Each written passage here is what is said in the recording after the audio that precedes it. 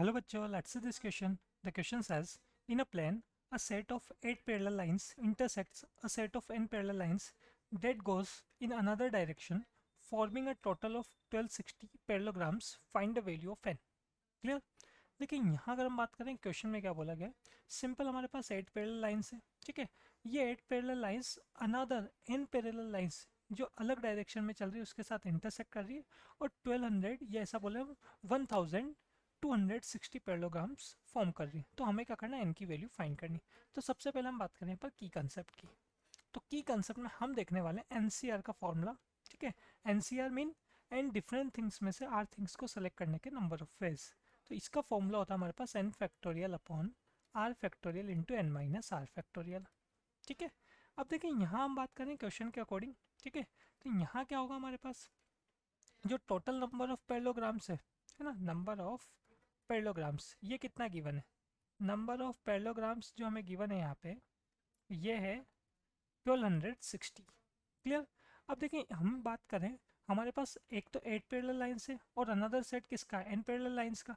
तो यहाँ पे हमारे पास जो नंबर ऑफ पैरेललोग्राम्स होंगे, तो नंबर ऑफ पैरेललोग्राम्स बनेंगे हमारे पास यहाँ पर 8c2 इंटू nc2। क्लियर? ये हमारे पास टोटल नंबर ऑफ पैरेललोग्राम्स होंगे जो किसके इक्वल चल रहे हैं, 1260 के इक्वल चल रहे हैं, ठीक है।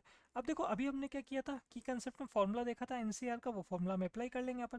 तो 8c2 अगर इसको मैं सॉल्व करूंगा तो ये आएगा 8 फैक्टोरियल अपॉन 2 फैक्टोरियल, है ना, into n minus R mean 6 factorial. Clear?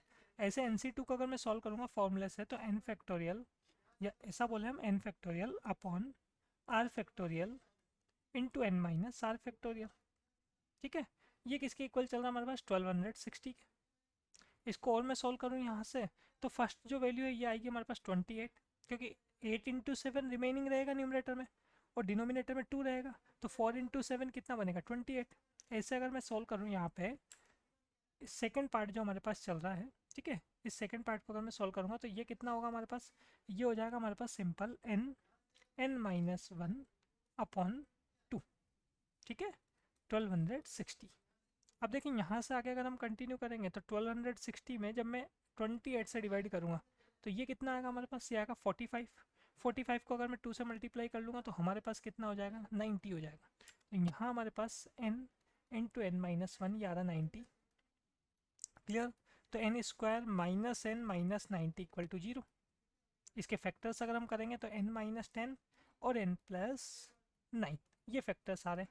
तो n की 2 वैल्यूज़ होगी हमारे पास। तो n की 2 वैल्यूज़ कौन कौन सी होगी, एक तो माइनस 9 होगी और प्लस 10 होगी। तो पॉसिबल वैल्यू क्या है, देखो हम बात करें यहाँ पर हमारे पास n क्या है, नंबर ऑफ पैरेलल लाइंस, तो नेगेटिव तो हो नहीं सकता। तो ये हमने बता दिया यहाँ पर पॉसिबल n, ठीक है। तो पॉसिबल n कितना होगा हमारे पास, 10 होगा, ठीक है। नेगेटिव नंबर तो यहाँ पर हो नहीं सकता हमारे पास, नंबर ऑफ लाइंस नेगेटिव कैसे होगी। तो पॉसिबल n क्या होगा, 10 होगा। Clear? This is our final answer. I hope you understood it well. Best of luck.